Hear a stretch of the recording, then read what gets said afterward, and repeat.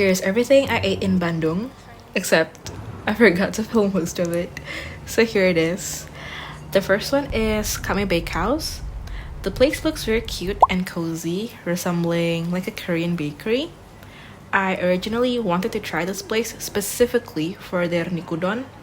They had a separate broth that we pour on the rice, and it was so nice and heartwarming.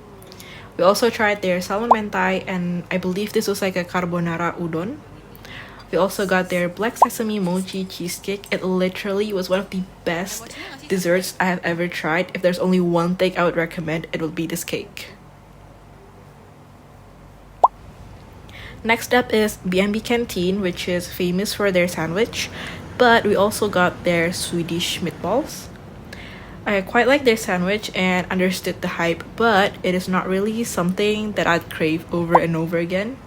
However, their pistachio tiramisu slaps. Like, you should totally get this if you ever come here. And what would my life be without stopping for matcha?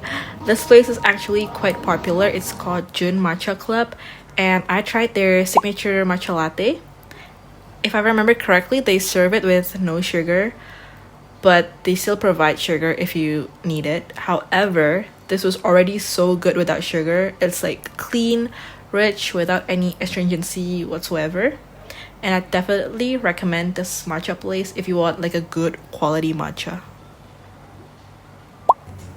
Next up, I went to Set and Rice. The place looks very cute. It's like vintage inspired Japanese place. They're famous for their katsu set, but today I opted for their curry chicken katsu. I loved every bite of it, and the place was actually pretty introvert friendly. And here's me enjoying the meal all by myself, as one does. And then my last stop here is Cafe di Ruru, which is another famous matcha place. I believe this place is relatively new. I tried their cold whisk matcha and upgraded their matcha powder to jakku, which had a creamy floral roasted almond flavor. Based on my reaction, you could tell that I absolutely enjoyed this drink. I also got their cheesecake bar, which is cheesecake brulee with a cookie underneath. I love how in one bite you could taste sweet, salty, and a hint of bitterness from the brulee. Plus point, the place is decorated very nicely, heavily influenced by Japanese culture. But I do feel like it is pretty pricey for that small little cup. And then it was finally time for me to head back home. Bye bye!